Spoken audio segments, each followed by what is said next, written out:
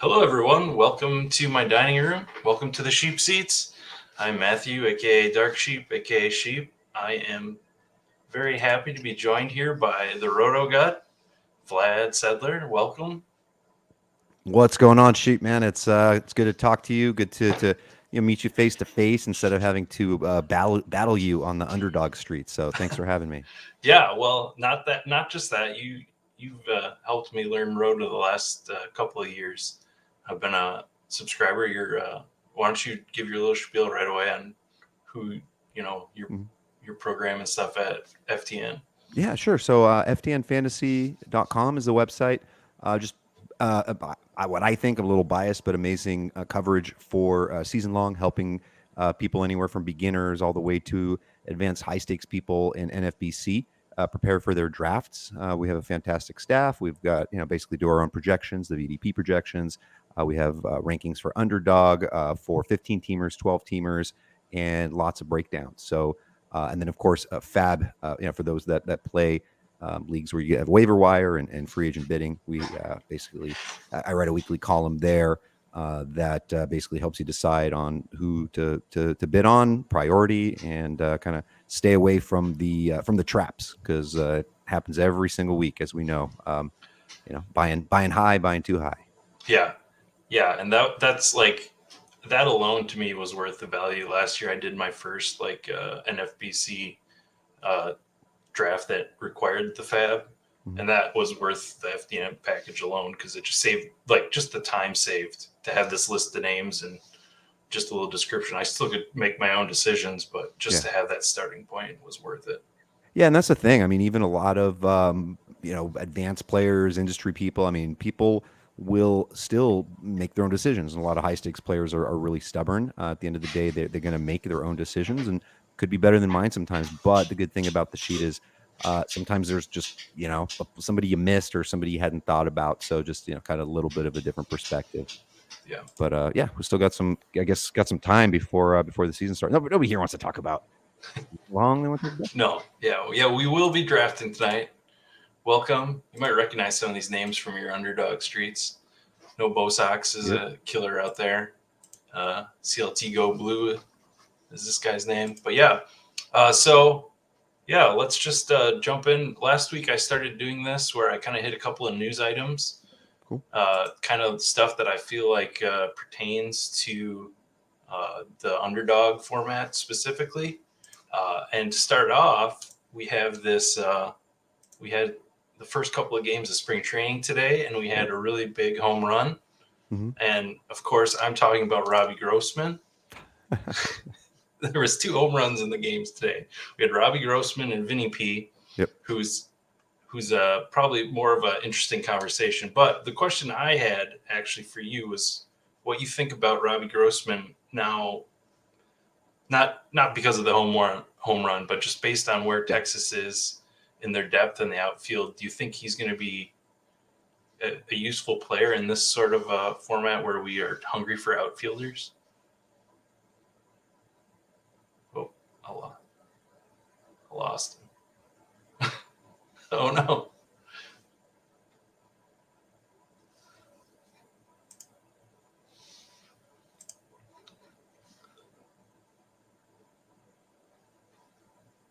Is that me? He gone.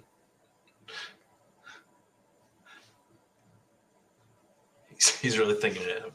Um, but yeah, I will say that I do think I was talking when we talked. I talked to Nez last week. Uh, when I talked to Nez last week about Grossman, I was kind of joking that he was going to be more of a platoon guy, but it's definitely something I want to keep an eye on as the lineups come out and as the other spring games happen.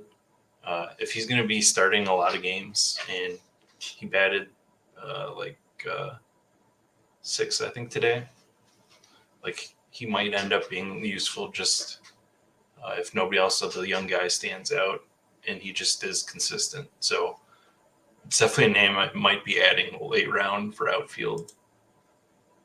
So while we wait for him to hop back here, let's hit the next news item. The next news item, a couple of hand injuries to keep an eye on. Miguel Vargas, who I've talked about quite a bit on stream and in chats about being pretty excited about him maybe having an everyday role for the Dodgers. He has like a hairline fracture on his pinky, but he's still doing fielding drills and stuff. So it seems like it's going to be fine, and he shouldn't have any. He hasn't begun swinging the bat yet, but he should be okay. What's up, Evan B? The other interesting hand injury is Yordan Alvarez, who has a. Yeah, I'll let you know. I'm doing a couple of news items here, and we'll get into the draft. Yordan has some sort of undisclosed hand injury. It's not clear if it's the same one or a different hand or what related to last year. I don't know how much of a drop he's going to have right now, but the longer he goes, without any news, we might get some decent value on him. But I doubt it because he's still got that super high upside. The DeGrom update. Man. Welcome back. Dude, yeah, that was wild. Power just went out. So really? We have some crazy rains going on in Los Angeles right now. Like, okay. Like pretty intense. And yeah, just everything went out, and then a couple minutes for the internet to get. Oh, just kidding.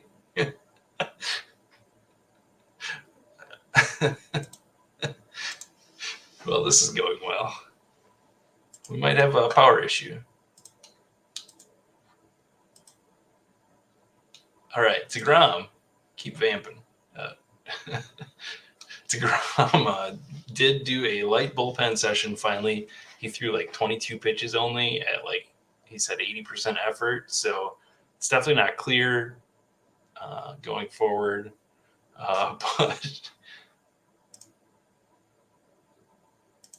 But he seems like he is still trending to being fine. Couple of pitchers that one I know that I've been drafting a decent amount of just because he's been an okay value is Kyle Wright. It doesn't sound like he's going to get into any spring action, and let's try this again. All right.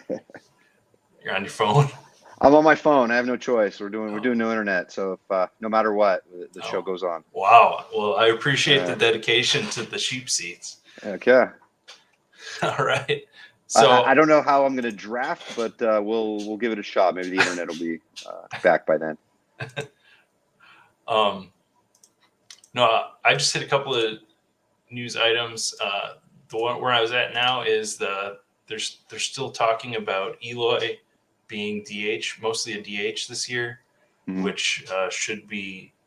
Everybody's talking about his health being, no more weird outfield injuries for him.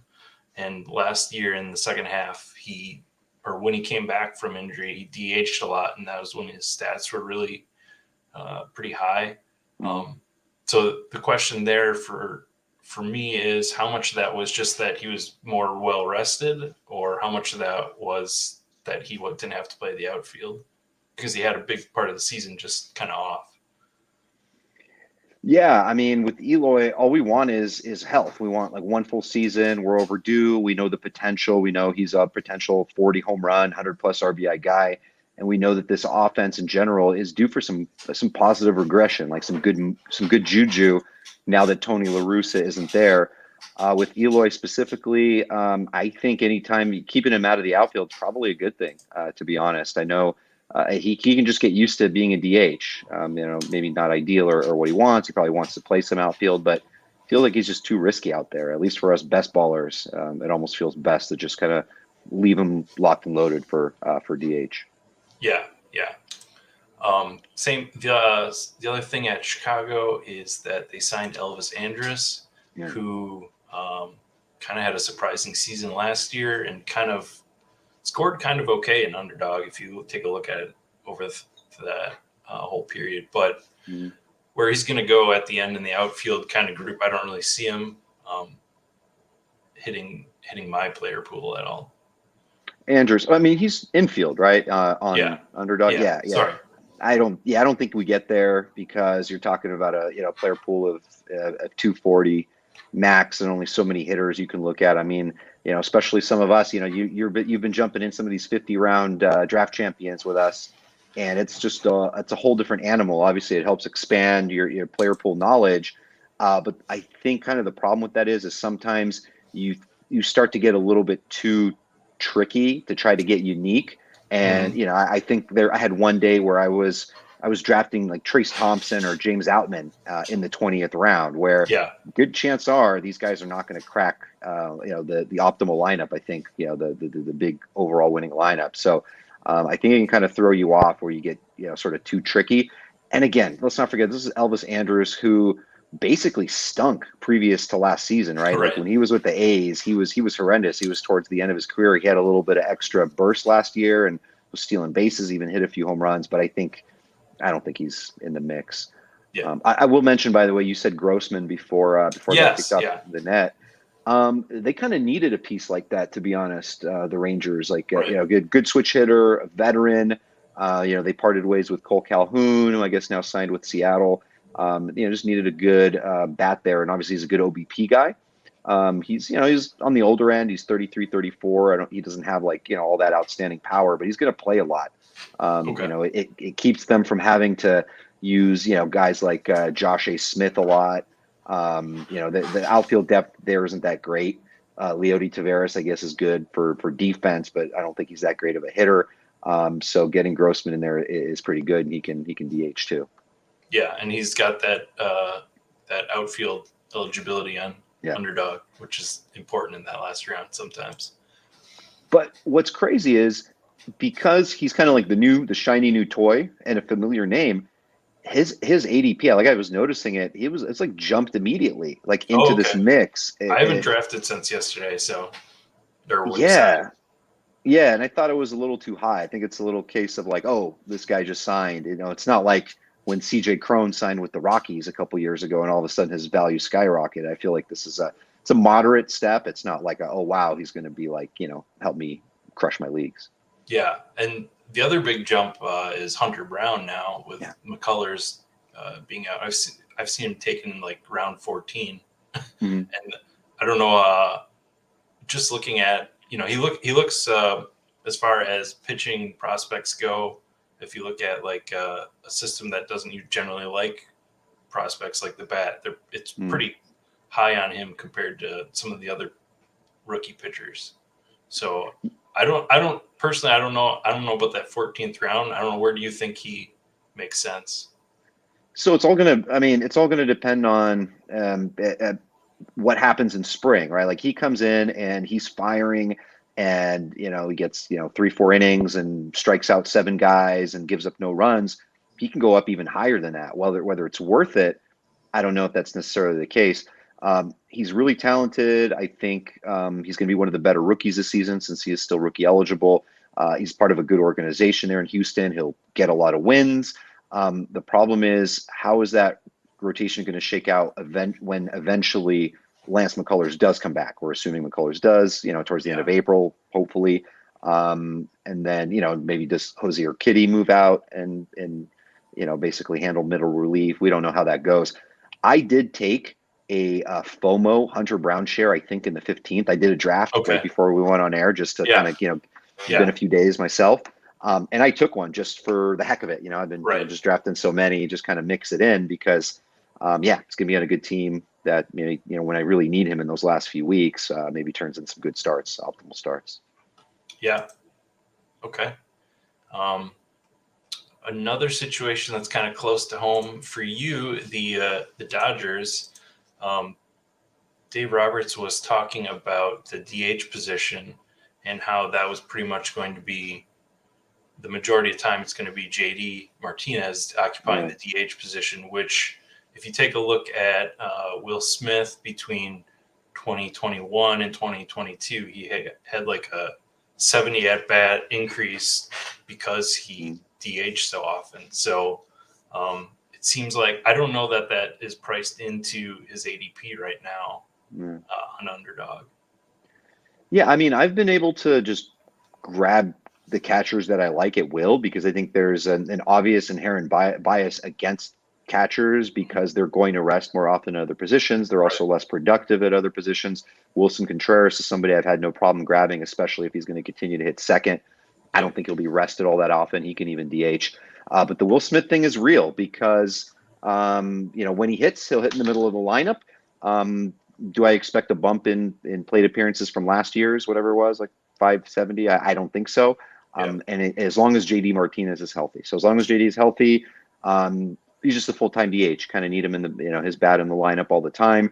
So it does hurt Will Smith a little bit. You kind of drop him a round or two, but I think you could still potentially, even in 500 to 600 plate appearances, you could still possibly finally get that 30 home run season.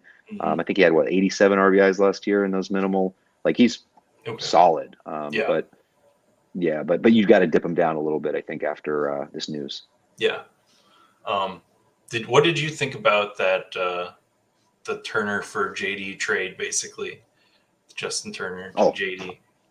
I love it from a fantasy perspective, and I love it from a baseball perspective. From like a personal human perspective, like Justin Turner has been one of my favorite players. Yeah. Like, I called his shot in the playoffs a couple of years ago on Twitter, like right before it happened. Like he's, my dude. I love him. Met him a few times.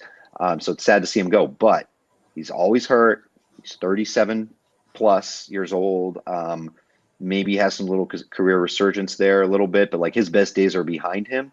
Whereas if you look at JD Martinez, he had a big drop off in homers and RBI last year. But if you look at his beyond the surface, and you look at everything from hard hit rate, barrel rate, walk rate, like all of his sort of underlying metrics, nothing really changed. So, and he's back with his old, the guy that kind of got him going, the hitting guru, Robert Von Skyok, who's now with the Dodgers.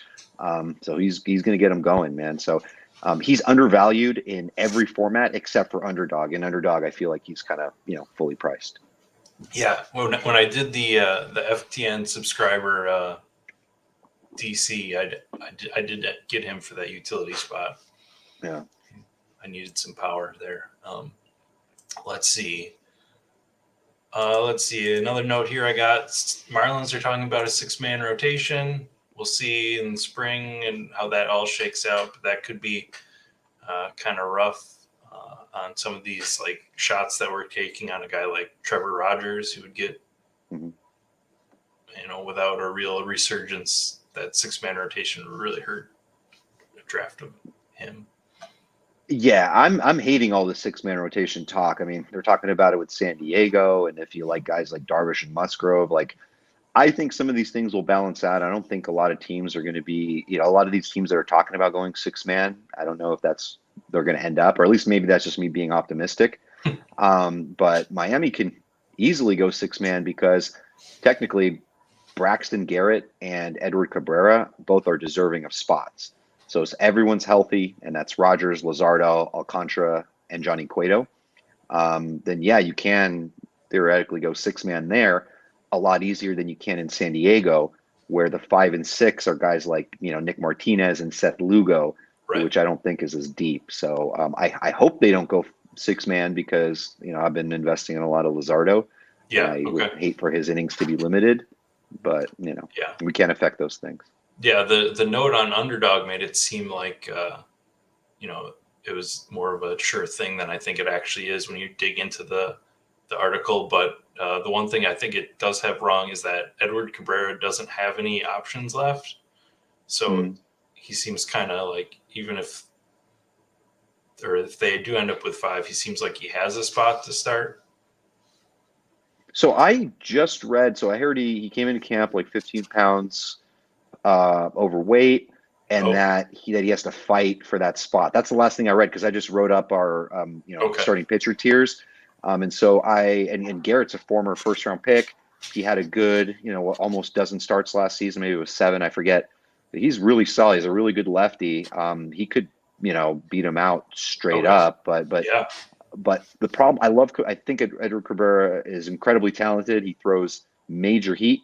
The issue with him, I think, is I think he can be like inconsistent from time to time.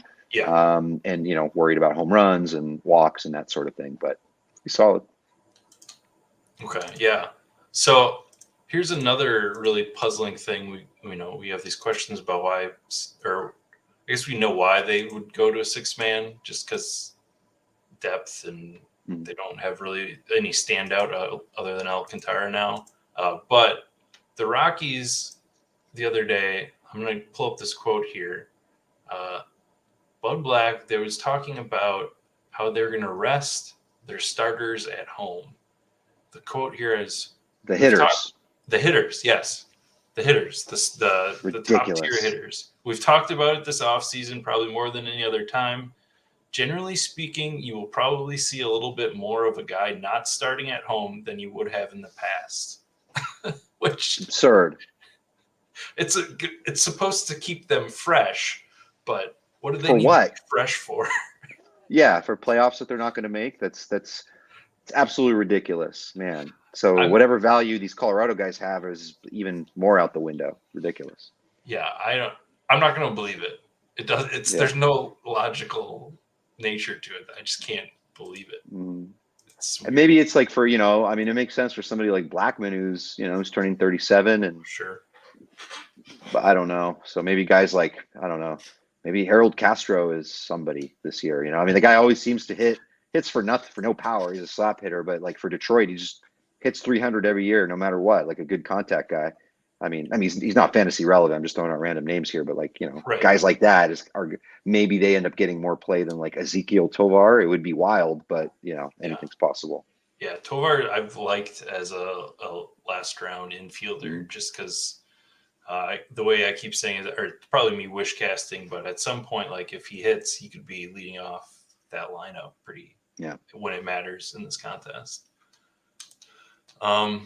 And then the last note is maybe more of a personal question as a Brewers fan is the Brewers signed Luke Voit to a minor league deal, which when you put him with Rowdy and that's a pretty decent little platoon. I don't know what Luke Voit has left. He kind of fell off last year. He's always had some power places, and I don't know how to treat that situation. It's not like because like Keston Hiura is pretty much done for. Like that, he was the guy before that was going to give Rowdy some rest, probably maybe some Winker, but I don't know what you think about Luke Voit. I think he should make the team because if you think back to that pandemic season 2020, he led baseball in home runs. Yeah.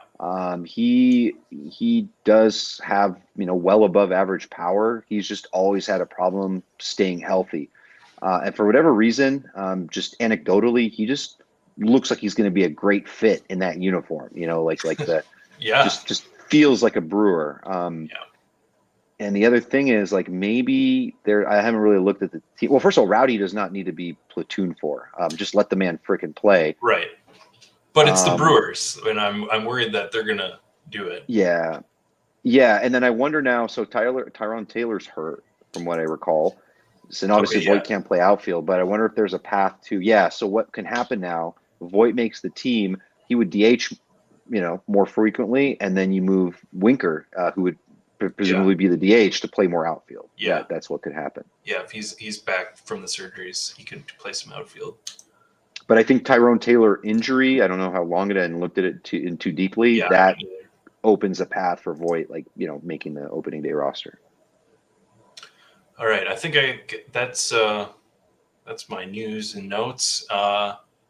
Before we draft, I kind of wanted to get just a general feeling from you how you take your high stakes roto ideas, processes, rankings, projections, all that stuff that you spend like a ton of time on, and how you think about how you take that and like shift that to Underdog. What's your process? In the meanwhile, do I enter the dinger now, or do we wait? Sure, we can go ahead. and enter. If people want to enter, Okay. enter now. Let's see how many. 4 people, 3 people. Yeah, should we Oh, stay in it? Oh, wow. sure. There we go. Damn, people are ready to roll. They were. Did you get in? I got it. Let's Oh, see. crap. We're getting started here in a minute. Damn. Let's see.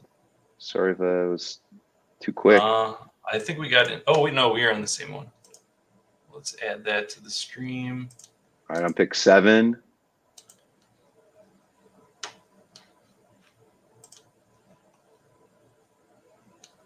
What pick you got? Let's see. I am pick probably at the end because, yep, I'm 12. I've been getting a lot of All right. late picks. Let's see. We got some other people. Cool. Jeff is 3. Billy Joe got in at 5. I see the Mr. Moose, so I recognize from FTN. And if you don't mind, let me switch over because my phone now is about to die and my power is back. Let me switch over to the regular internet. Okay. Matt Hurley got in at number 2. We got excellent group here. All right, so while we wait, the thing I wanted to do a little introduction here on is how to upload rankings. So I'm going to draft this based on Vlad's rankings, which maybe doesn't make sense while he's in the draft. But we will. So he has these FTN available for all subscribers. He has an Underdog rankings, which is really easy to upload. So if anybody's watching this that doesn't really know about how to upload rankings and stuff, it's pretty simple. So if you're going to use Vlad's, for example, here, he has a CSV. Somewhere there's a CSV button, I believe. Download here. Download that, and then basically that is a Excel file. If you take that first sheet and create a CSV out of it, you can go here, which is in the rankings tab. Let's start from the beginning there. Rankings, go to MLB, CSV upload, download. I'm sure most of you already know how to do this. But just in case you don't, CSV upload, and I saved this as a weird file.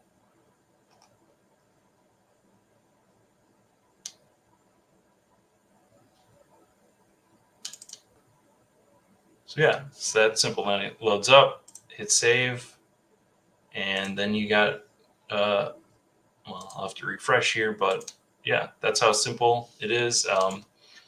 And it looks like Vlad is back. Hello. All right, let's draft. Yeah, so I was just showing, So some people aren't like super familiar with Underdog, so I like to throw in like little things that people might not know. So just showing how the CSV upload worked. So you got gift. I got a gift.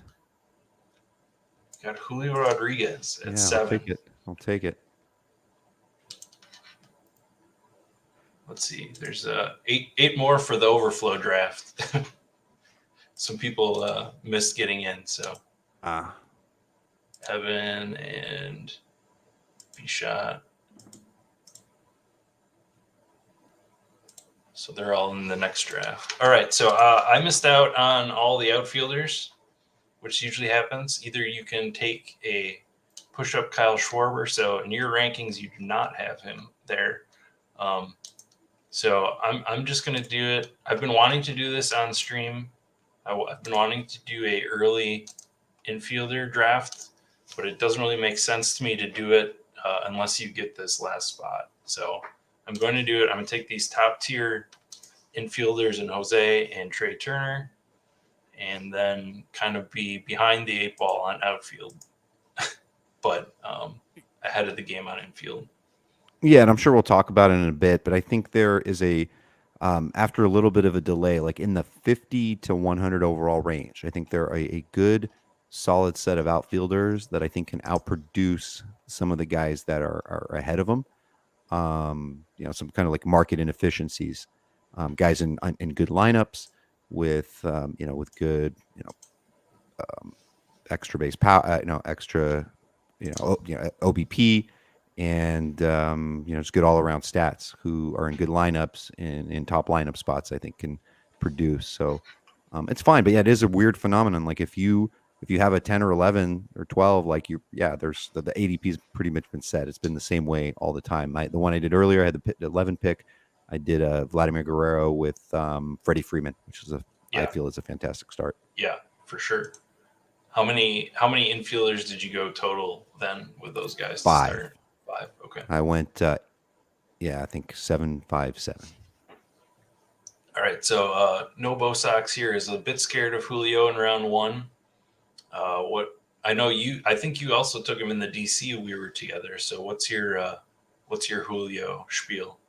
Yeah, I mean, I don't really, for a guy to put up numbers like that, especially after his slow start beginning of the season and striking out like crazy, and then just to bounce back and to be so productive in that park, which is the worst park for hitting, is pretty impressive. You're on the clock. Sorry. Yeah, let's go. I'm not taking an outfielder here. No pitcher really stands out. I'm going to go. This has been a go-to pick for me. A good 1,500 plus point guy. Austin Riley. All right, we got Nick here. Welcome, friend. What were we just talking about? Julio. Oh yeah.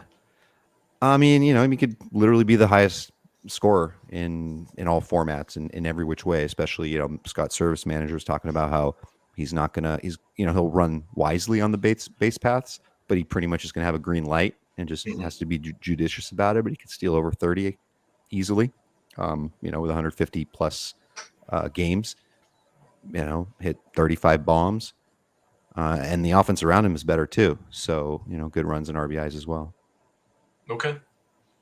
Today they batted Colton Wong leadoff. You think that sticks or just? Well, so let's see. I mean, it's the first day of spring training. I think, sure. I'm thinking back to last season, and there was this, pretty, what was it? Mike Curlin did a pretty cool lineup tracking tool. So every single day, there's a spreadsheet. You go in and you kind of see the lineups, and it was interesting. It was the first time I really tracked it that closely or watched it that closely, and noticing how different the lineups were every day, like how much the managers were really just kind of messing with things.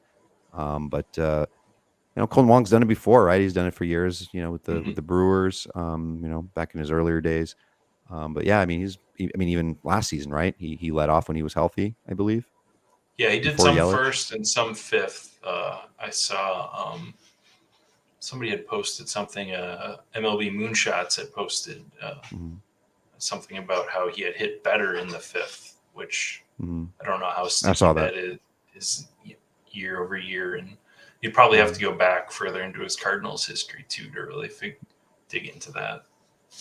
Yeah, I think you could see it on occasion. He's also not going to play every day, especially when like Dylan Moore is healthy and back. I mean, not that Dylan Moore's I don't think he's any good other than it's got a little bit of speed, but they're like kind of the perfect second base lefty-righty platoon. And he was pretty bad against righties. Okay, I'm going to go with. All right, you're back on the clock. You got outfield, infield. Yeah, I'm going to choose just the better player who I think scores more points over just the scarcity of outfield. So I'm going to grab Bo Bichette, which feels kind of silly at pick 31. Sure, yeah. This first run of pitchers kind of goes here. I know you've using your projections, kind of loading in your ranks. You kind of have like a top. Tell me if this is right, but from what I can see, you kind of have like a top order of like the top 30 or 40 guys, And then from there, it sort of goes into a tier system where you have a bunch of infielders that you like and outfielders and pitchers. I think kind of easier. Yeah, kind of easier to group them together. The one thing I haven't really dug into as much as I should have to really, take it seriously is, are the schedules. Of course, it's good to know them. I don't know how much strategy can change based on them. I think it can get tricky that way sometimes. But aces are aces. We know they're valuable. I think in this format, I don't mind waiting for them, especially if people really do their homework and they feel comfortable with the middle to late round pitchers. They can get away with maybe not getting a couple of the top guys because remember, half these guys are going to spend time on the IL anyways, right? Yep. And Right. obviously you hope that's not the case, but it is also kind of rough if you grab like a second round Garrett Cole and then he never goes on IL. Of course, he's one of the few that doesn't. But it's just you never know with the pitchers. Yeah, so I'm gonna push off the outfield just for the exercise. And I'm gonna take. You kind of had this tier. I'm gonna take two of them. I'm gonna take Shane and Justin Verlander. Love it. I didn't want to really. I know the way that Christian Javier is drafted, he's not gonna make it back to me on the turn, but I don't want to go too far off ADP, even if I'm using like your ranks.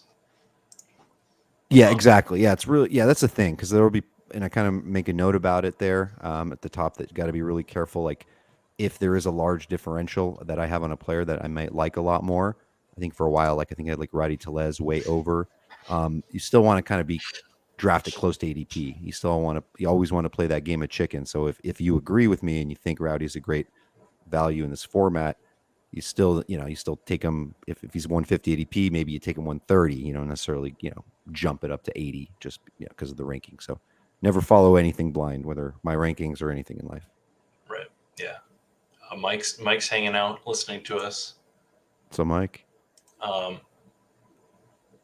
what I guess not just going off in the World Baseball Classic, but I guess you said you didn't really follow spring training lineups, but it's something I'm interested in this year because I haven't watched. Prior to getting into Underdog, I tried doing some stuff where I was, really digging into spring training pitchers and stuff. So I've been watching spring training the last few years and doing some writing and stuff about it. You're on the clock here. Do you feel like you need to get a pitcher here? No, I theoretically I should, but no, I'd rather grab a second outfielder, feel a little bit more comfortable, and I'll probably hit the pitching here in a little bit. But I do take somewhat responsibility for Christian Javier Helium because I think it was like 4 weeks ago, I was just pounding him. I just have so many shares. And so I feel partially responsible for that ADP moving up like 10 spots over the last couple of weeks. Yeah. Chris Baseball, who's been on here, and you know him from his Twitter threads. He's been pushing Javier too.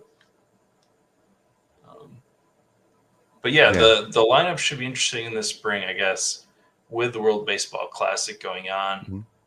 You definitely have to think about if you think somebody's getting playing time that you didn't expect. You're gonna have to think about, is there somebody missing from this lineup that I'm not thinking about? Mm-hmm. And someone just asked about putting stock in WBC. I mean, you get I think it's gonna affect ADP so much because players that are looking good, we've been dying for baseball for so long. We have so far as news and trades and things like that. Now you get actual baseball. If somebody hits a couple home runs in a game, yes, that will have some immediate impact that day on Underdog. That's somebody that's going to get jumped up a little bit. The one thing that we don't want, obviously, is injuries. We pray that everyone stays healthy and makes it through to the season. Yeah. The best example that I have for guys that go off in spring is Bobby Dahlbeck, who's been like spring training MVP the last 2 seasons and never translated, like just smashing home runs and then just never translating it to the regular season. Mm-hmm. And he definitely gets boosts in ADP when he starts playing. Oh, yeah, we were talking about it too much. What's all this then? What's all this then is you took the last pitcher in my tier. And man, I'm sorry, I'm just not gonna. I can't do Wheeler. I might even push it a little bit more. Manoah's not big strikeout guy. I better make a decision quickly. Let me take your boy. All right. I have way too much. We can get into that. But you did just say the name Wheeler, which I didn't realize how far down you had him. He's down here by like Tristan McKenzie. Are you worried about his health? A little bit. I don't know. Just some things. It's also the way like the projections panned out for me. I don't think he's um, like a massive. I mean, he's been solid with the strikeouts the last couple of years. He's been in the 28, 27% range. I don't think Philly's going to be. It's probably a little bit of a bias. Obviously, great walk rate, great K rate. He's been good. But yeah, I am always a little bit concerned with him specifically with injury. Doesn't get like a whole ton of run support. I mean, guy's never won more than 14 games in his career, and he's been on the Mets and Phillies. And I think there's going to be a pronounced kind of pain without Bryce Harper. I think the team's really going to miss him. Okay. So All right. I think Philly starts off a little cold to start the year. That's just a gut feel. Yeah, sure. I'm going to actually go down your rankings here and jump to, did I miss him? Where is he? Chris Bryant. You have him down further, but the way that I've drafted so far, missing out on like these top tier outfielders, I feel like I can take a shot on a guy like Chris Bryant, who could, have a real bounce back season in Colorado and return like second or third round value. Except for when he's sitting at home, right? I told you I'm not believing that. Yeah, nice. And then I'm gonna pair him with a real boring guy in Stephen Kwan, who's towards the top of your outfield rank at this point. Not boring to me. And that is I do also like Seiya Suzuki, but he's got an ADP of 88, and here's where I'm at pick 61. I don't know if he makes him back to me, but I don't really want to push him that far up. So back to your Yelich pick. He feels really undervalued to me. Mm-hmm. He was going around, I think, somewhere in the pick 30s last year. Him and Randy Arozarena basically swapped ADPs from last year to this year, and I don't see any reason outside of being unhealthy that he can't get the same amount of plate appearances. Is really where he racked up the points in this format last year. Yeah, I mean, really, only concern really with him ever is like the chronic back stuff, but obviously didn't really affect him last year. He's only 30 years old, racked up 671 plate appearances, pretty much scored 99 runs in his sleep, and I kind of feel like the offense is going to be a little bit better this year. And then, on base percentage is always solid, always over 350. Used to be in the 400s, used to be elite, Soto Trout status, but obviously, not quite the same guy, but. Yeah, he's a great value, I think, in season-long drafts and here as well. I mean, he was pretty good last season, but you're on the clock there. All Sorry. Right. Oh, crap. Sorry. Did I get him in time? Reese Hoskins? No, is that who I got? I'm sorry. I was trying to click on a picture. That's okay. I was busy diving into the stats of Christian Yelich. It's all right. It's $10. I was just talking about how I was worried about the Phillies in there. That's what I get. I'm pick 66, no less. Karma, Roto Karma, bitch. Yeah, we're missing one of the guys that's usually drafting with us here. His name's Chip Skylar. Is a screen name. You've probably seen him around. Yep. He's a big Phillies fan, so he's not gonna like your. No. He keeps saying these things like, "Oh, yeah, I'm just a Phillies fan. I don't know anybody else." But then he just drafts like some straight fire teams, and it's like, "Oh, you know what you're doing. Quit." And plus, I can talk all the crap I want, but they can and still be. I mean, like I'm not going to affect it. Like they could have a phenomenal first half, or kind of just tread water. Hopefully not let the Braves or Mets get too far ahead, and then just like smash it in the second half. They obviously have the rotation and everything. Yeah, so that leads back to this question that we got way back when we started. What you're doing with Bryce Harper in this format right now? He's got an ADP about 70. So the argument is that he could really win playoff weeks for you. Like that's the positive argument, and the negative argument is that your team doesn't get there because you drafted Bryce Harper. Yeah. The latter. Yeah. I'm pretty confident about it. I mean, like it's one thing if you're taking a guy, we don't know. I mean, it's 2 months, maybe 3 months, like maybe some setback. You really don't know. There are no guarantees, and you're just kind of missing one player short for 3 months of the season. That means everyone else needs to be operating at full capacity. It also means you can't be getting any other injuries in your outfield, and really need to be maximizing it. And what if you started off with like an 11 or 12 pick? You had to take the infielders or the pitchers early, and then he's like your outfield 2. Yep. And like Ramon Laureano is like your 4. Like you there's a lot of things that have to go perfectly right for it to work, and it could, right? I could be eating my words, in 6 months from now, 7 months from now. But I'm not seeing it at that price, Right. and it's just my stance could be wrong, but yeah, the Philly people don't like me today. Sorry. A lot of things to say there. What about along those lines, Fernando Tatis Jr., who's going in the second round? You know what? Going to be out less time probably, but we don't know. I'm less worried about. Yeah, I'm less worried about those 20 games than I am just him in general and his just overall health. Everything from just so many questions from obviously the PD suspension and some off the field stuff and the shoulder and the back, all these different things. Injury that I'm just worried. Like, I don't know if he has the potential to be the number 1 overall fantasy player, absolutely in that offense. And they got Bogarts now and Soto and Machado still. They're loaded. But I don't know. Maybe I'm just a little gun shy from last season. All right. I'm going to take another outfielder here. Taylor Ward's at the top, which is another nice. I got him. And then I'm going to take Blake Snell. When I take 2 infielders at that first turn, I really have a hard time. Like, either I want to take 2 more real quick and then be mostly done, or just sort of lay off infield at that point and fill in later, and just kind of go back and forth between outfield and pitcher. That's sort of my general strategy when I get that.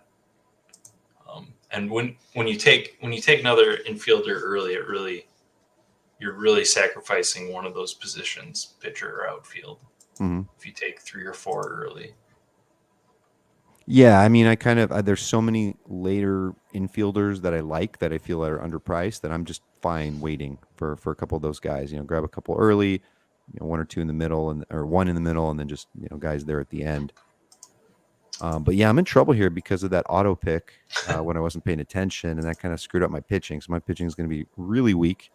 I'm now, I mean, I could continue to punt, but there's also no one that really stands out that I can force, that I need to force, that isn't necessarily like better or worse than the next group. But let me see. I got 6 seconds. I don't get much time.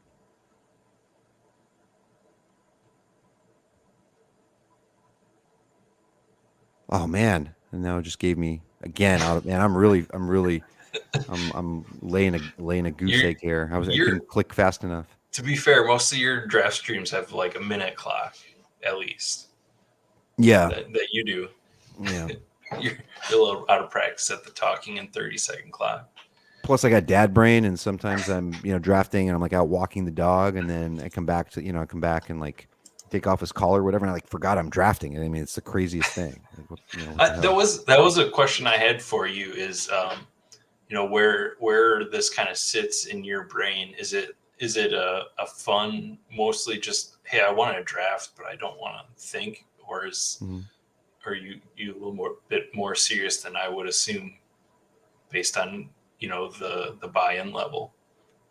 Yeah, I mean the buy-in level just allows me to I guess you can say not take it. I mean, I try to take everything seriously, Sure, yeah, but I've got like I've drafted like 15 teams. I've got my big high stakes stuff coming up, so kind of my I guess priorities. But I also took this seriously because I'm producing rankings based on my projections yeah, for the for the site, but also wanting to make them where it's not just a straight point thing, right? Because this contest is so much more with that. So thinking about how to weigh things, talking to some of my data analysts and math friends who kind of help me kind of make a sort of a perfect formula and weigh things in like position scarcity and different things like that. So yeah, I do take it seriously, but once I kind of have that in and I put in my rankings, it's kind of automatic. So I can be like walking my dog and I already yep, know how I want to build and how I think it's going to win. Like it could be totally wrong, right?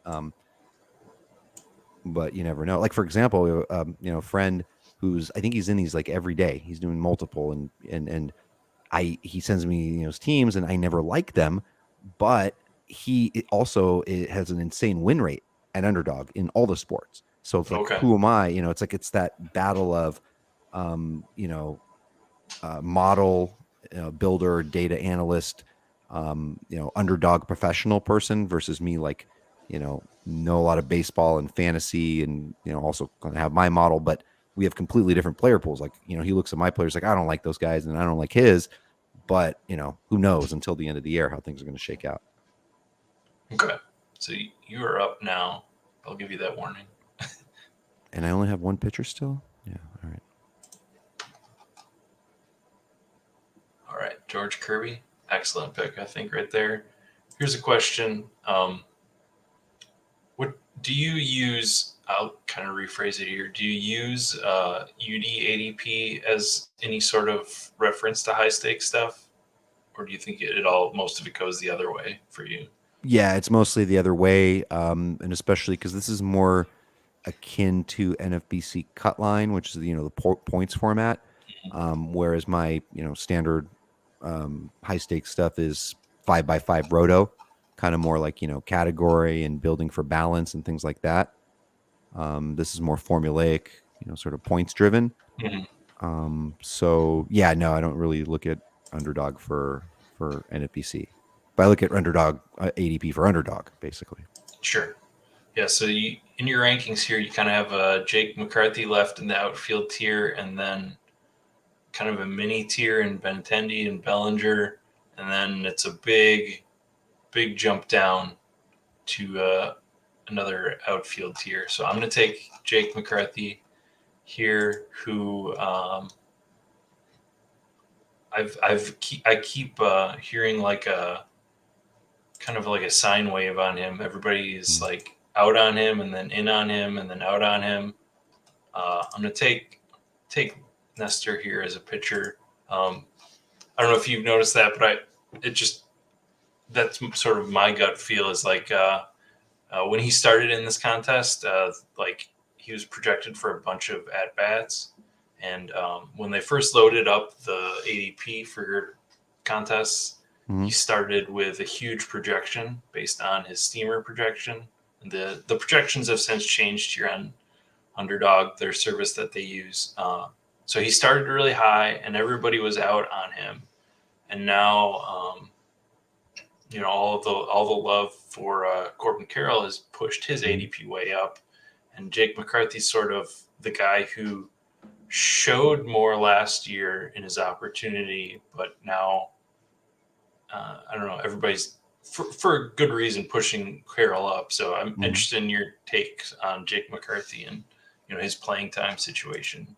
Yeah, I mean, completely different levels of prospect. I mean, Corbin Carroll's like top notch and elite sprint speed, could be the fastest guy in the league, could lead the league in steals. McCarthy was really fast. I mean, he was fantastic last year, but if you look at his, what he did over the time that he played compared to all of his expected metrics, there was quite a variance. And I'll make my pick right here. And so it does sort of appear that he's played a little bit over his head. And then also if if things change with the with stolen bases and more players are stealing bases, and then McCarthy, who doesn't have much power, all of a sudden, if he's pretty much just a stolen base guy, kind of loses his value. And again, that's my roto brain talking. Yep. But Yeah. but I mean, he's young. He's a good hitter. I think good contact guy, and I think he'll be in the middle of that lineup. So he should be fine. Billy Joe here's encouraging you to punt pitching. He got a dinger final with 9 pitchers. I can't. Oh, he did. Oh, wow. I can't. It's hard for me to punt anything. Like in anything, I always like to kind of go for balance. So I'll always sort of make up for things if it didn't work out. So this is obviously a different, unique build. I would never have like Kirby as my number 2. But hey, is what it is. Got to build on the strengths. Yeah, and some no Bo Sox here is liking your Luis Severino Nice. pick there. Yeah, I think those are they're not sexy 1, 2, and 3s, but they're definitely solid. Mm-hmm. If you're gonna wait that long, I'd rather take those guys than say hoping for a Lucas Giolito bounce back. I don't know, or especially like Clayton Kershaw just went. Those guys probably have more innings in them. Well, I don't know about Severino, but I mean, yeah, Severino. Severino and Kershaw are really pivotal in this range because it's really just it's all about health for them. Imagine if kind of Kershaw just stays good all season long and doesn't hit the IL. You're always getting elite stats from him. There hasn't really been any decrease in anything whatsoever. He's just been such a beast.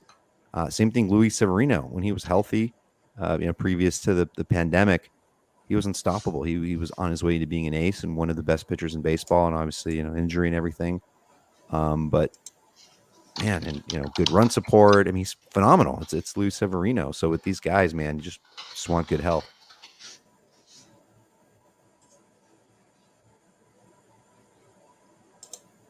yeah, he was on the Dinger final team.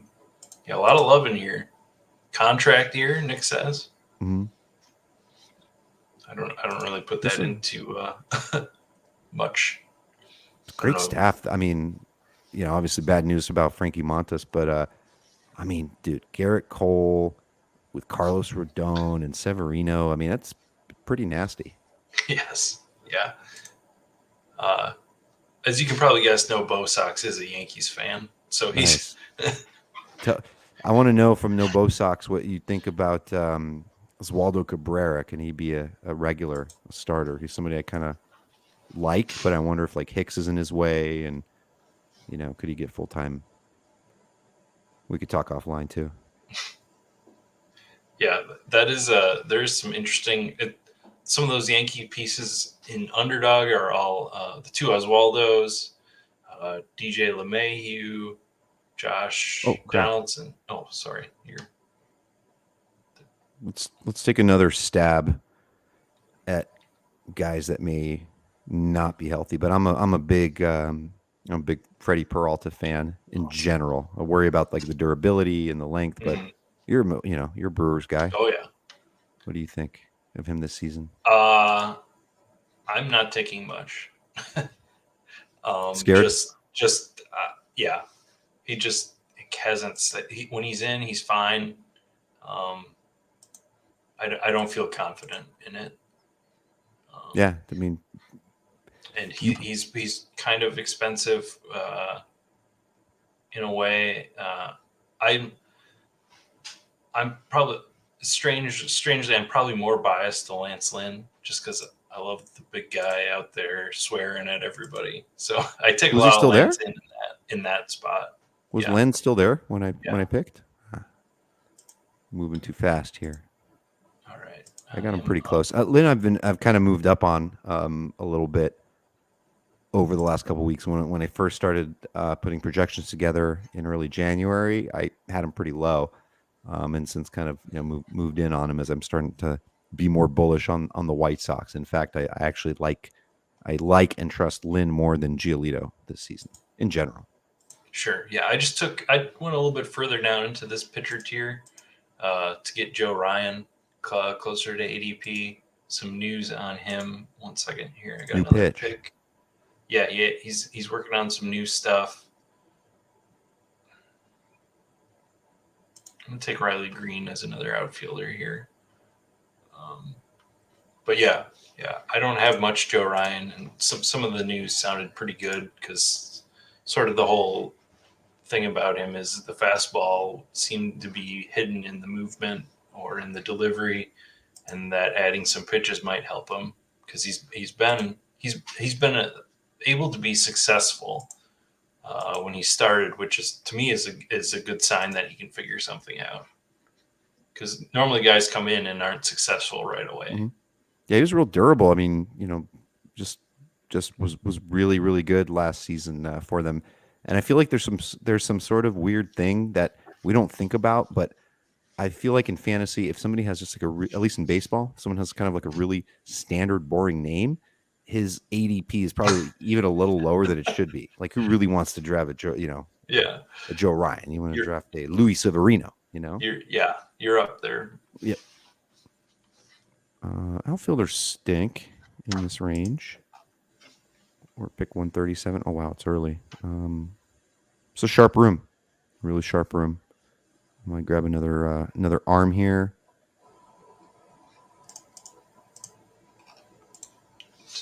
Take the guy you talked about before in Luzardo. Nope, Jordan Montgomery. Yeah, I think just a really nice, steady arm who's been healthy the last couple of years. Doesn't have a crazy strikeout rate, but pretty decent control. Had a really nice stretch for once he landed in St. Louis. Decent defense behind him. Great pitchers park. Some may even say that the pitchers cheat in St. Louis because they're just that damn good there. But yeah, I think he's going to have a pretty nice season. Nothing like out of the insane, like crazy profit, but nice and solid and durable for the year. Yeah.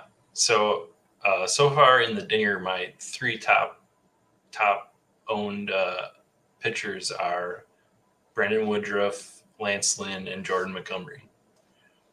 I feel like back there that I just love that supposed safety of Montgomery there, and like they need him in St. Louis. They don't really have much consistency right now. Like obviously they've had the consistency of Wainwright, but we don't know what he's going to be like this year. We don't know if Mikolas will have the same sort of control that he had last year that he really needs. And, I just feel like they need him. And I don't know if that's a good reason to pick somebody, but yeah. They do. They absolutely do. I'd love a good year out of Flaherty and just kind of get back to where he was. Because it's interesting. You think back to, I think it was like after 2018 or something, like him and Bueller, they had a similar ADP, and this is pre-Underdog even, but they were, I mean, Bueller was the bigger prospect, but they were kind of in the same light. Like, wow, they, might be kind of in the same career trajectory and just like, completely different directions. Yeah. But, a healthy Flaherty could have a nice little bounce back. Could be like a, comeback player of the year type of guy. Yeah. So No Bo Sox here says he's down on Hicks. Too inconsistent a swing. Mm-hmm. There's an opportunity there, but we'll let it happen. Appreciate that. All right, I'm getting ready to pick. I'll stick with you through 15 rounds. Okay. That's cool. Yeah, no problem. I know you got some stuff to go to. I do have to get your take on my guest from last week. Is a big Pirates fan, and he's all aboard the Mitch Keller hype train again this season. So we'll have to get your take on that after your pick. All right.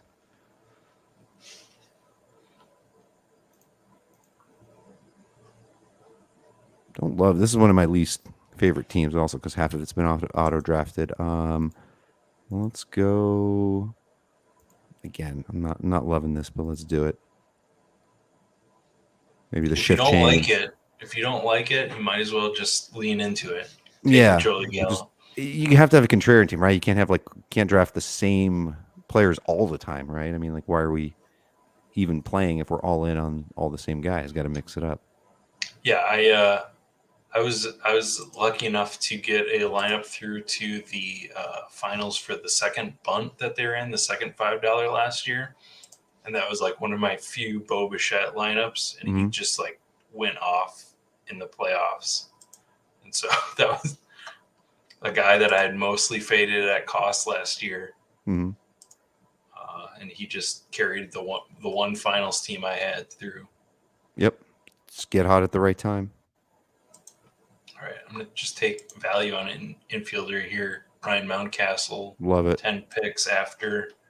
I'm gonna take a guy that I take really a ton of, Jorge Polanco, who has potential to maybe be the leadoff there in Minnesota. We'll see what happens, but yeah, he's one of my big guys that really pop out as far as my VDP in comparison to market price. Just one of, you think back to just a couple seasons ago when he hit. He's not going to hit 33 home runs again, but basically nearly 200 runs in RBI combined. He's decent, and then we saw a little. He didn't. He obviously only played like half a season or 100 games, but a real big increase in walk rate for whatever reason, probably somewhat fluky.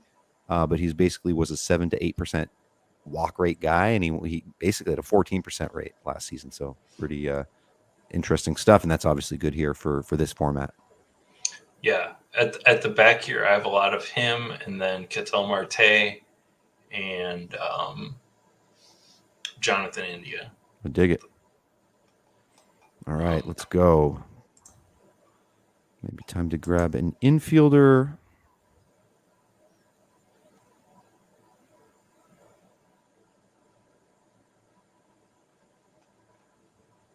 You know what? Let's do it for kicks. Let's just do it since we talked about it. Okay, let's get that Hunter Brown. Let's lean in on a 14th round Hunter Brown. Yeah, if you feel like you got behind on pitcher, I think now looking at what you've put together, it feels pretty nice. And you pushing Hunter Brown up, but assuming he's even higher if he starts showing out in spring, then you might end up with some value there. Yeah, I wanted to take an infielder, but I was kind of looking at the guys there. I don't know, just wasn't. There are guys that go in the late hundreds, like the 180 to 210 range, that I like better than some of these guys here that are in the 150s, 160s. Yep, makes sense. Yeah, so 2 questions here before I know you got to get out of here. Is the first one is the Mitch Keller. If you're buying into the changes that he made toward the end of the season last year. Yeah, I think he's going to be a little bit more consistent this season. I think it stinks that he pitches for a team like Pittsburgh that's not going to provide a lot of run support for him and give him wins. We'd love to see the strikeout rate increase a little bit. He's basically been in the 19-20% range last couple seasons. So want to see a little bit of an uptick there. I think he's like a good end gamer potentially here, and man, maybe he gets traded somewhere. You never know. You get somebody like Mitch Keller with his talent level and his potential on a contender, and then you could be humming into the playoffs. Yeah. And then the last question. This is, I don't know. You don't have to get too deep into it, but what's just your general take on stacking hitters from the same team in this format? Yeah, I think you and baseball and some of the other guys, but obviously pay attention. You guys do fantastic stuff and very solid for this format, and I learn a lot from you guys. And just seeing how teams did last year, how stacking wasn't necessarily prevalent, but we got to keep in mind it's always small samples. Like this year, it can be a stack that wins, right? If the right thing hits at the right time. I think it works. I don't go out of my way for it like I would in football. But if it makes the difference on a player as a tiebreaker that I can add to a stack, I'll do it. I think a case of that would be like the Dodgers, where push up Max Muncy around if I already have Freeman and JD Martinez, right? I kind of have like the middle of that lineup going. Yep, if that makes sense. Yep, I think. Oh, you take Wilson Contreras there. It is, little pitching run. So there's my fourth guy. Hopefully, hit second all year for them. We'll see. Okay, Can I slide in one of my own Yeah. personal questions before you Of head course. out? So you brought it up. You got the Dodgers here. So in the end, in the last round, let's say you had to pick Gavin Lux, Miguel Vargas, or Chris Taylor. Who's your number 1, 2, and 3? Vargas, Lux, and then Taylor. I think Vargas is the most talented of the bunch. I think as long as the finger thing issues is okay. He's going to be their main second baseman. I think he's the best hitter of the bunch. I think Gavin Lux is just kind of good overall, like good baseball player, and he might grow into his own a little bit, but doesn't have much power. Hasn't even hit 10 home runs the last couple of years. So I'm a little bit worried about his just overall counting categories and where he might hit in the lineup. And then Chris Taylor, I mean, he could have a little bit of a run and have like a little, but he's not Justin Taylor. I mean, Justin Turner, right? He's he's kind of overperformed, a couple seasons ago because he is a Dodger, but last year he came back a little bit down to earth, and that's kind of more the guy that I think he is. So he's the guy I feel least excited about. Sure. Okay. Cool. That kind of matches up with what I thought, so I'm happy to hear it. And here's where I don't love a Detroit stack, but Riley Green and picking Javier Baez bounce back is a nice. They have to bounce. I mean, there's only one place to go from the bottom, and it's a little higher. So. Yeah, so that's where I would take him as that tiebreaker more, and more so than the other, like a Yandy Diaz, who has the potential to hit pretty similar numbers. No, it makes sense. All right, I'll make one more pick and then all right, head out. I already have 5 outfielders. But man, those guys go fast. By the way, I just to throw one out there to people. Not that I want you guys drafting him, because I want him. Okay. But I've been doing some 20th round or 20th round Edward Olivares, just a guy that for Kansas City who just really never has gotten a chance. He's the guy that was like promoted and demoted like 6 times in one season. Just kept having to drive there back and forth. Just felt so bad for the guy. But he's a good hitter. He can run, a little bit of everything, hit in the middle of that lineup, and not a lot of competition. They got rid of Michael Taylor. Drew Waters is hurt, so there's a nice path to playing time for him. So he's one of those like little bit of a sneaky 20th round guys for me. Okay, yeah. And then you take Jorge Soler there, who again you can't go anywhere from the bottom but up. Yeah, power, middle of Miami's lineup. Hopefully a lot of DHing. So we'll see. All right. Well, thank you so much for joining me tonight. I really appreciate it. So again, you can go check him out on ftnfantasy.com to get, if you're interested in Roto or his Underdog ranks, or just to hang out with him in Discord, whatever you want to subscribe for. Appreciate it, man. Thank you so much for having me on. Appreciate the work that you do. Great show, and learn a lot. Like I mentioned, learn a lot from you as well. And it's a great community here with everybody drafting. So thank you so much for having me, and hopefully we'll do it again sometime soon. Awesome. Thank you. Have a good night. You too.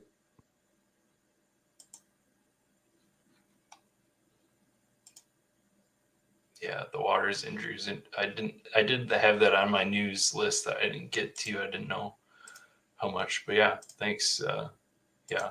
Really appreciate him jumping on here. Now you're stuck with me through the end. We'll see how many more auto picks he has while he goes spend time with his family or whatever kind of boring stuff he's gonna do. I'm just kidding. So I kind of got lost in the sauce there while I was talking to him, and I took 6 infielders after taking Jose Ramirez and Trey Turner in the first turn, which I had only planned on going 5, but I grabbed that Javier Baez stack with Riley Green, so I'm definitely done at infield here. I'm not going anywhere yet. I don't have another draft in me. I know you do, but I'm not going anywhere quite yet. took Andrew Heaney there as his 7th pitcher, which is interesting. So he's probably done with pitcher at that point, I would guess.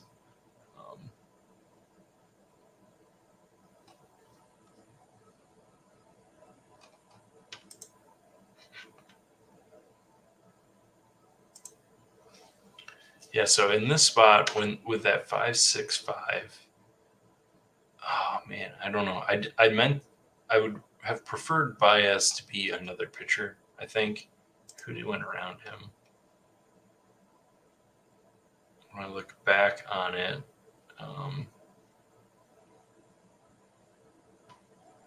probably would have liked an Alex Cobb there or a Heaney, maybe even a Wainwright. Which stinks because we have Yandy Diaz here. He's really, if we're drafting off his ranks, he really projects high. The simple answer is I don't know. I don't get into the situation a lot. We're coming down here. We're going to take Sonny Gray as a pitcher. Because I feel like this outfield grouping really just... There's no good ones, right? The pitchers here, we know kind of who's who in terms of who's going to get starts and stuff to start. Man. Yeah, we took Chris Bryant, so we're going to take a little Randall Grichuk, so hopefully they can rest on the same day, since they are going to rest the starters or whatever that stuff that Colorado's going to do.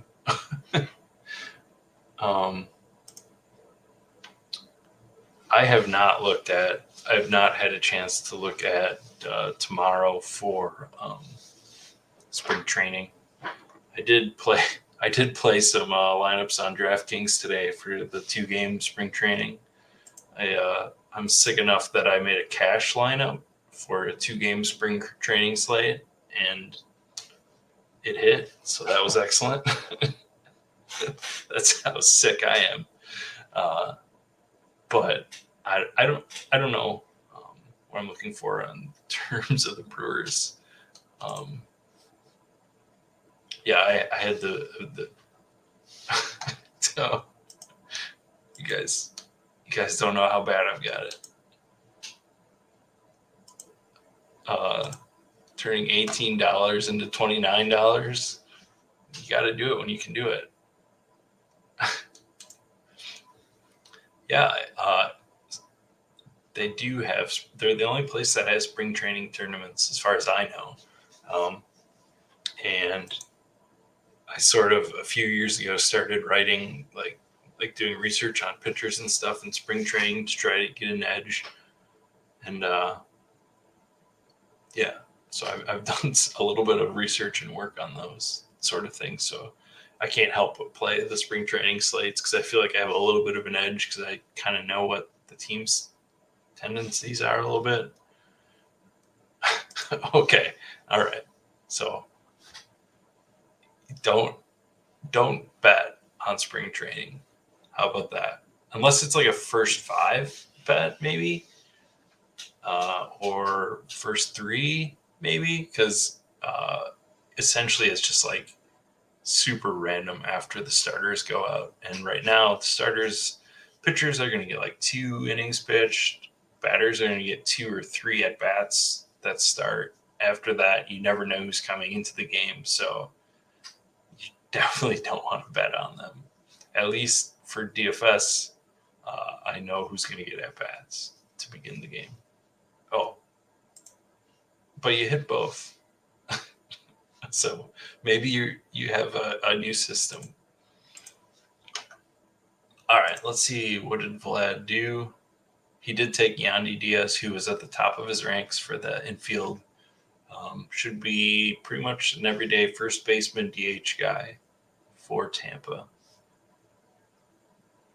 So he definitely not super exciting, but he's on the clock again.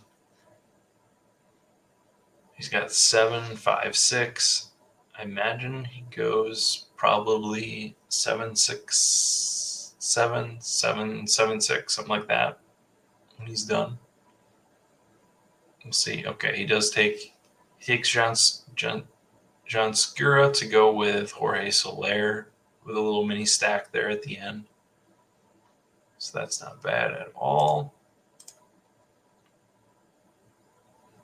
What am I looking at? These are my last 2 picks. All right, we're sitting at a 6-6-6. I do not want any infielders.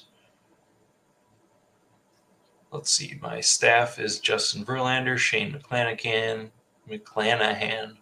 Blake Snell, Nestor Cortez, Joe Ryan, Sonny Gray.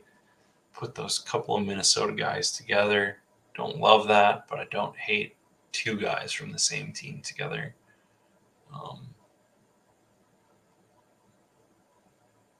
Infield is done here based on taking Jose and Trey early. Outfield, Chris Bryant, Steven Kwan, Taylor Ward, Jake McCarthy, Riley Green, Randall Grichuk. This is gross. This might be a 6-6-8 sort of lineup.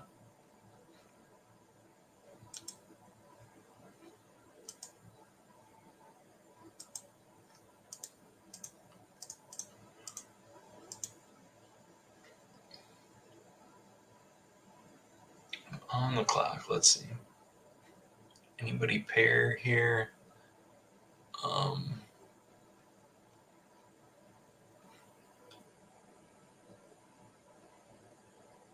This is rough.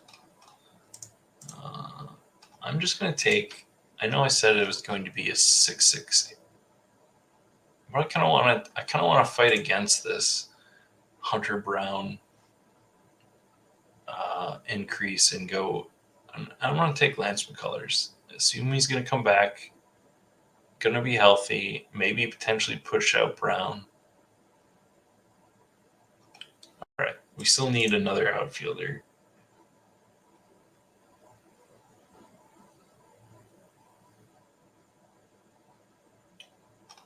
Boy, we're just going to do it. We're going to take the top of Vlad's ranks since this was the Vlad draft, and we're going to take Jake Fraley. All right, what's your favorite late pitcher? Definitely think Eduardo Rodriguez is interesting. Ronzi Contreras, Ranger Suarez.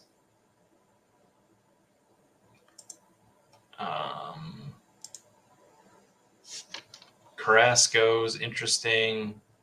Yeah. Michael Kopech is Billy Joe's. The true answer to my favorite late pitcher is that I don't have one. There's not one guy in this mess that I think is the guy that you need to have. Like, I just feel like the hit rate on these is going to be low. I don't think that I'm any better at picking out the guy. So for me, it's maybe taking some Pavetta, but it's picking a few of them and just sort of distributing them around my lineups. That's sort of the general strategy I take. Some boring old guys, Maeda. There's some young guys, and it also might depend on who else I have as part of my staff. If I already have a bunch of young guys with question marks versus old guys, I don't know if that's right, but that's sort of how my brain works. But yeah, there's not like the favorite last round pitcher for me. It's just sort of building in some different guys. All right. Well, thank you everyone for hanging out. Thanks Vlad for jumping in. We're kind of hitting up close to an hour and a half, so I'm not going to really do too much of a lineup review. Let's just check out quick where Vlad took his last pick.